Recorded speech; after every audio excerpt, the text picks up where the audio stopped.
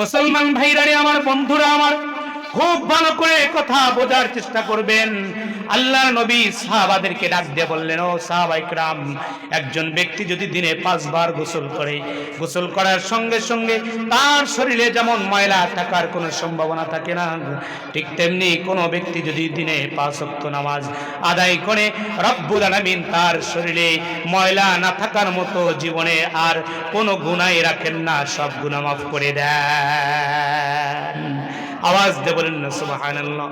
মুসলমান ভাইরা রে আমার, বন্ধুরা আমার, শুধু তাই নয়, ঠিক 5 ওয়াক্ত নামাজ আদায় করলে আল্লাহ পাক বিশ্ব নবীজির মাধ্যমে ঘোষণা করলেন। নবীজি বললেন, তুমি যখন 5 ওয়াক্ত নামাজ আদায় করবে, আল্লাহ পাক রব্বুল আলামিন তোমার জীবনের গুনাহগুলো মাফ করে দিবেন, এমনকি গুনাহ পরিমাণ সওয়াব দিয়ে তোমাকে অসংখ্য সওয়াবের মালিকানা বানায়া দিবেন। আর চিৎকার দিয়ে আওয়াজ দিয়ে বলুন না সুবহানাল্লাহ। হযরতে উবাদা ইবনে সামিত থেকে বর্ণিত আবু দাউদ শরীফের বর্ণনা, 425 নম্বর হাদিসের বর্ণনা, বিশ্বনবী সাল্লাল্লাহু আলাইহি সাল্লাম বলেন, আল্লাহ পাক 5 ওয়াক্ত নামাজ ফরজ করেছেন। যে ব্যক্তি শ্রদ্ধার সাথে, খুশুখুজুর সাথে এই 5 ওয়াক্ত নামাজ আদায় করবে, আল্লাহ পাক তার জীবনের সকল গুনাহ মাফ করে দিবে। শুধুমাত্র জীবনের গুনাহ মাফ হবে এমনটি নয়, আল্লাহ পাক রব্বুল আলামিন আপনার জীবনে যত গুনাহ ছিল, সকল গুনার পরিবর্তে সওয়াব দিয়ে আল্লাহ পাক আপনাকে নূরান্বিত করে দিবেন। এমনকি আল্লাহ পাক রব্বুল আলামিন পিছনের জীবনের গুনাহ মাফ করবেন, এমনকি ওই গুনাহ সমপরিমাণ সওয়াব দিয়ে আপনাকে সম্মানিত মানুষ হিসেবে কবুল করিয়া নিবেন। আরেকটি হাদিস যদি আমি আপনাদের সামনে তুলে ধরি, আমাকে এভাবে বর্ণনা করতে হবে। আল্লাহর নবী বলেন, একজন মুসলমান আর কাফেরের মধ্যে পার্থক্যই হলো নামাজ।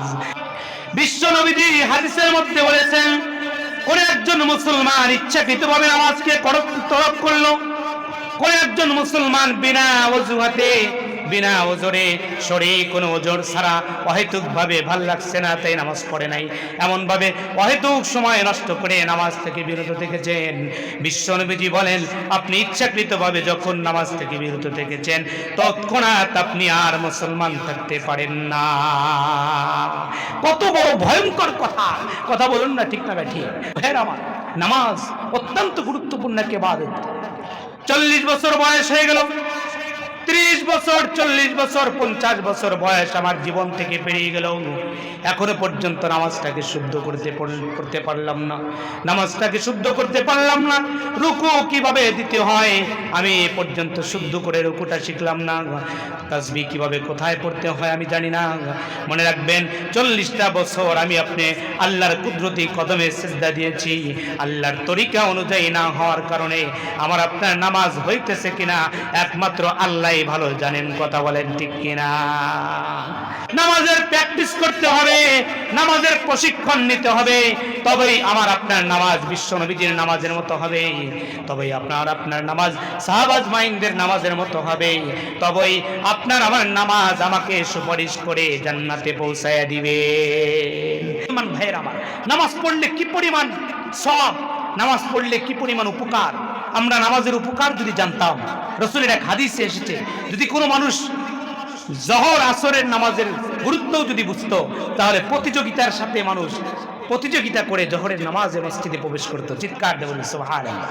তো ভাইয়ের আমার, আজকে নামাজের দরদ আমার আপনার কলবের মধ্যে নাই, নামাজের মায়া মহব্বত আমার আপনার দিলের মধ্যে নাই, যার কারণে দিনকে দিন, রাতকে রাত পার হয়ে যায়, সপ্তাহের পর সপ্তাহ, মাসের পর মাস, বছরের পর বছর, আমার জীবনের 60 বছর হায়াত পার হয়ে যাচ্ছে, তবু আমি আপনি নামাজের দিকে অগ্রসর হতে পারছি না। একমাত্র কারণ হলো আমার আপনার দিলে আর কলবের মধ্যে নামাজের মায়া ঢোকেনি। চিৎকার দিয়ে বলুন, কথা ঠিক না বেটি? মুসলমান ভাইরা রে আমার, বন্ধুরা আমার, তিরমিজি শরীফের বর্ণনা, 2164 নম্বর হাদিস, বিশ্ব নবী সাল্লাল্লাহু আলাইহি ওয়াসাল্লাম তিরমিজি শরীফের মধ্যে বর্ণনা করেন, মান সাল্লাস সুবহা ফাহুয়া ফি যিম্মাতিল্লাহ। আল্লাহর নবী বলেন, যে ব্যক্তি সকালবেলা ঘর থেকে বের হওয়ার আগেই ফজরের নামাজটা আদায় করে বের হলো, আল্লাহ পাক রব্বুল আলামিন তার জীবনের জিম্মাদারি সারা দিনের জন্য নিয়ে নিয়েছে। চিৎকার দিয়ে বলুন না সুবহানাল্লাহি ওয়া বিহামদি। মুসলমান ভাইরা রে, আমার বন্ধুরা আমার, এই জন্য নামাজ যেন আমার ছুটে না যায়, ব্যবসা বাণিজ্য যেন আমাকে নামাজ থেকে আলাদা না করে, সংসার যেন আমাকে নামাজ থেকে আলাদা না করে, বিবি বাচ্চার মহাব্বত মায়া যেন আমাকে নামাজ থেকে আলাদা করতে না পারে, আমার সাংসারিক কাজ যেন আমাকে নামাজ থেকে পৃথক করতে না পারে। এজন্য রব্বুল আলামিনের মায়া নিয়ে খুশুখুজুর সাথে 5 ওয়াক্ত নামাজে মসজিদে প্রবেশ করার দরকার আছে না নাই?